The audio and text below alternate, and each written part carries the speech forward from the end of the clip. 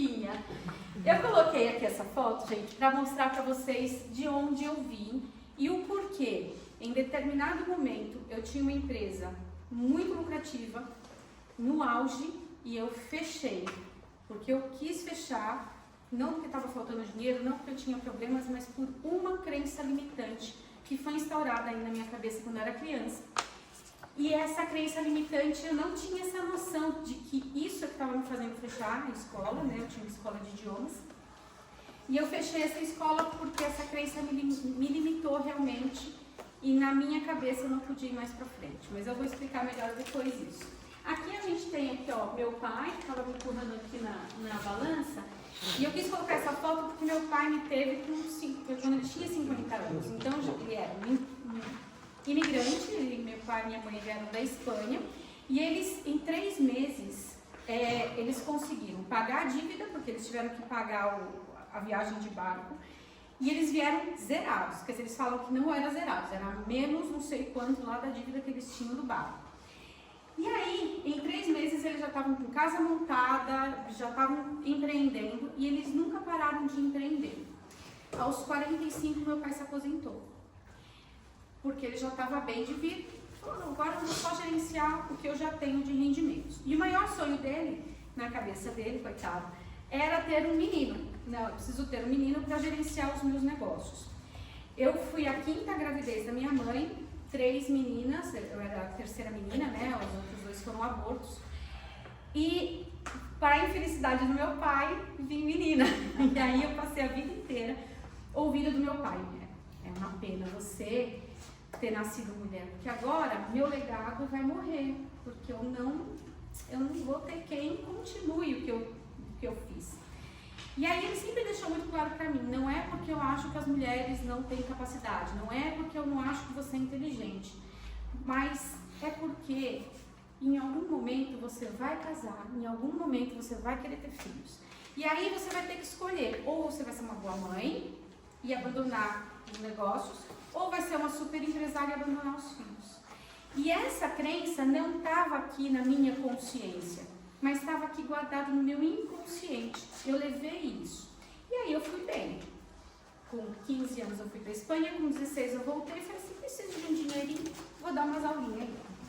Aí foi dando certo. Com 17 eu abri uma escola. Com 18, mesmo ano que eu entrei no vestibular, eu já tinha uma escola com 8 funcionários. E daí pra frente, sempre sustentei a casa, sempre fiz tudo que eu queria, viajei para o exterior, comprei apartamento, tudo com o dinheiro dessa escola. Então não foi uma escola que me tirou dinheiro, eu não fali.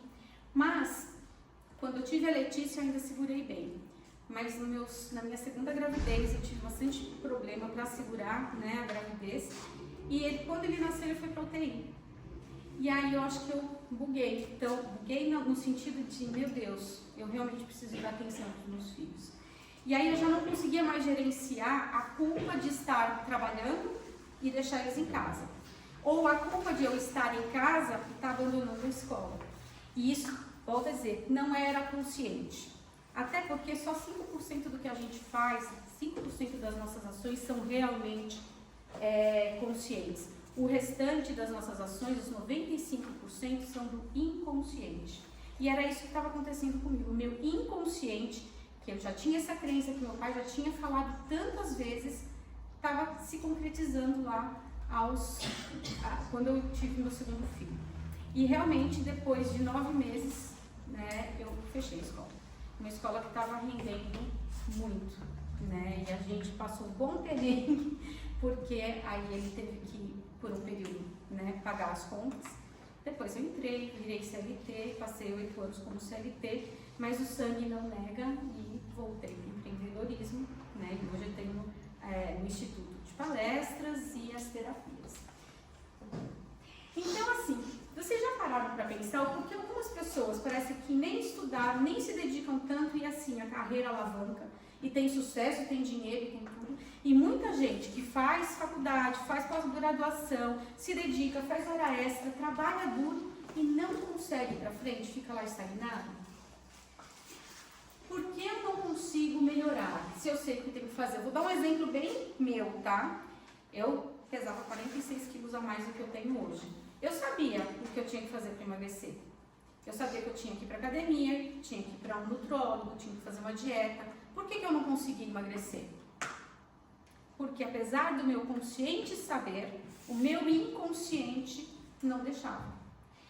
Por outras questões, né? A gordura muitas vezes é uma proteção pra gente, então não vou entrar nesse mérito agora, mas existe também um porquê para tudo. Então muita gente que não consegue emagrecer tem um porquê, e inconsciente não sabe, assim como muita gente que está querendo empreender não consegue empreender ou não consegue sair do lugar, porque lá no inconsciente tem uma trava. E é isso que a gente veio mostrar para vocês, como a gente descobre essas travas e como a gente começa a destravar. Muito bem, o que te impede então de alcançar os seus objetivos? Em geral, o que nos impede é o nosso inconsciente.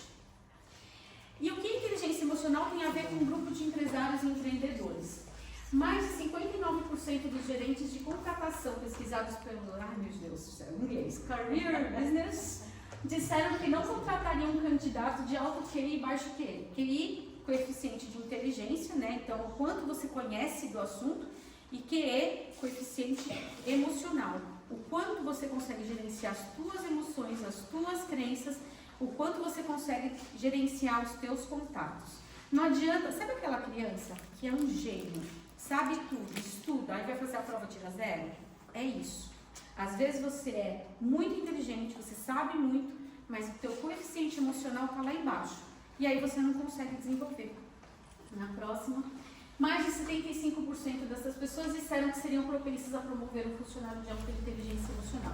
Então, na era que a gente está, de inteligência artificial, de conteúdo muito fácil na internet, não é tão importante o conhecimento como a gente achava que era antes, e sim o como eu consigo gerenciar isso e o que eu faço com isso, o que eu faço com essa inteligência, com esse conhecimento, tá? Muito bem, e o que nós queremos? Tanto empresários como as pessoas que trabalham em empresas. A gente quer produzir mais, melhor, mais rápido, por menos custo. Isso é o ideal, mas como é que a gente consegue colocar, implementar isso e colocar na prática? Como a gente consegue se diferenciar no mercado? A gente tem aqui uma trilogia, né? Ou você se diferencia no mercado, porque você tem uma inovação tecnológica, o que não é que é complicado, mas em geral as inovações tecnológicas elas vêm com muito investimento, então pequenos empresários em geral não têm essa possibilidade de trabalhar com uma inovação tecnológica. Uma guerra de preços, então eu começo a baixar meu preço, cobro mais barato do que a concorrência, e aí sim eu consigo clientes, mas é um perigo fazer isso. Porque como é que eu, uma vendedora de, sei lá, de eletrodomésticos, vou competir com a força de umas casas bahias que também trabalham preço, né? Então, em geral, a gente compete em preço por um tempo e depois quebra. Ou depois não tem mais dinheiro para investir, para reinvestir no meu negócio. Então, qual a solução? Trabalhar com pessoas de alta performance. Em primeiro lugar, nós como líderes, a gente precisa o quê? Trabalhar nosso coeficiente emocional para ter uma alta performance. E em segundo lugar, ou treinar as pessoas que trabalham para mim, ou contratar pessoas com alta performance. Claro que se a gente contrata uma pessoa que já tem esse conhecimento emocional, já tem conhecimento também intelectual, o preço dessa pessoa está lá em cima. Mas a gente pode tê-los já e treiná-los. E aí sim, quando a gente dá esse treinamento para eles, o crescimento deles acaba sendo o crescimento da nossa empresa, a gente cresce.